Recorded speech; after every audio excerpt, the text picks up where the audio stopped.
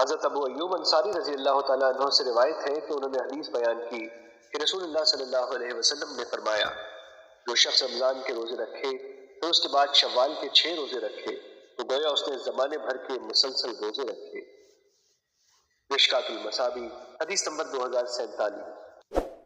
انس بن مالک قابی رضی اللہ تعالیٰ عنہ بیان کرتے ہیں، رسول اللہ صلی اللہ علیہ وسلم نے فرمایا، اللہ نے مسافر سے نصف نماز ساقط فرما دی جبکہ مسافر دودھ پلانے والی اور حاملہ خاتون سے روزہ ساقط فرما دیا۔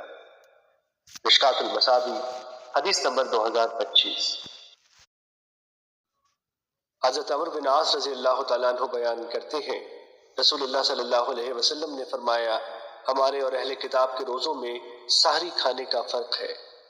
مشکات المصابیح حدیث نمبر 1983۔